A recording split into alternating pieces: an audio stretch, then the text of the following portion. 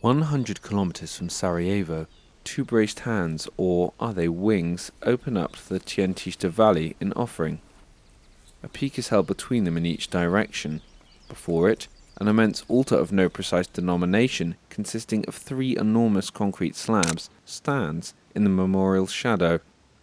It is surrounded by a shallow amphitheatre designed to hold a large number of mourners. Below them is a crypt, a reminder of the brutal sacrifices of war. The design is religious in its scale and form, but vague in its application.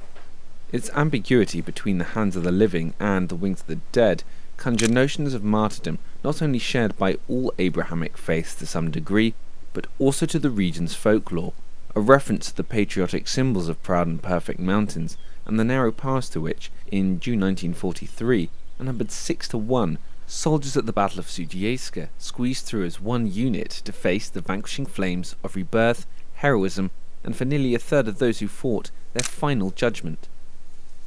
The old state sits at the heart of this, the now obsolete Yugoslavian notions of partisan brotherhood, part of the largest resistance movement of World War II, a site where Serbs, Croats, Montenegrins, Bosniaks, Macedonians, Albanians and Slovenes, Muslims, Orthodox Christians, Catholics and Jews lay down their lives to protect a nation that no longer exists against perhaps the most violent and contemptible regime in world history. Its lack of a clear denomination enables it to serve as a monument to all who were united by their resistance. They form part of a series of spomeniks or monuments in Serbo-Croatian dotted around what once would have been Yugoslavia. Tjentište in particular commemorates not only the resistance of the partisan brotherhood against fascism at the Battle of Sutjeska, but also the 2,500 civilians who were brutally murdered there. 4 SS officers would be found guilty of war crimes for their role in the battle. The futuristic twin structures of concrete and rebar and accompanying museum were designed in the 1970s by Serbian-born sculptor Miodrag Zivkovic and architect Ranko Radovic. Speaking to the BBC, Zivkovic once remarked that he was given unlimited freedom to do what he wanted. Looking at its form, it is hard to argue that he did not take full advantage of this. The site was especially significant politically, not only as a turning point for the resistance movement, but also because Tito, the Yugoslavian president until his death in 1980, led the partisan forces that day. In 1973, Richard Burton and Orson Welles would star in a commemorative film about the battle. It was the most expensive film ever commissioned in the country.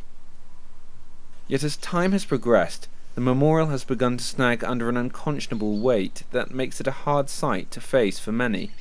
In the present, there are few mourners here to visit. It is fair argument that under Tito's authoritarian regime, oneness was maintained with violence, or at the very least its threat. But it was what came afterwards that still scars the landscape. The Nazis' incursion may have ended, and so too has the fascist rule of the local Croatian Ustasha been overthrown, but their genocide against Serbs, Jews and Roma, killing an estimated 500,000, cemented ultranationalist ideology in the region, opening a festering wound that has remained to this day. Since then, unity has caved, and so too with it resistance to fascism. After Tito's death in 1980, ethnic division rose to the surface and brought about Europe's most recent genocide. Between July the 11th and July 22nd, 1995, 8,372 Bosnian Muslims, mainly men and boys, were murdered on the command of Bosnian Serb General Ratko Mladic in Srebrenica, most of whom were killed over the space of a few afternoons. Over 100,000 civilians died in the conflict. 80% were Bosnian, many summarily executed on the basis of their ethnicity, yet most are excluded from the term genocide by the UN's legal definition. It is after all the landmines of the 90s which removed the freedom to roam the countryside that the partisans fought so hard for. This is a memorial to a never again that has snapped along the fault line of its core promise, its hopeful futurism a bitter warning of the failure of grand proclamations. It should thus serve as a reminder that any monument begins to accumulate ideological baggage as it ages.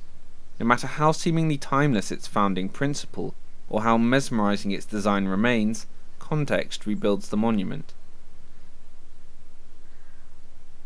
At the rear, the path that leads the rambler up the route once taken by the soldiers in 1943 is narrow and quiet. Like death itself, the track must be faced alone, single file.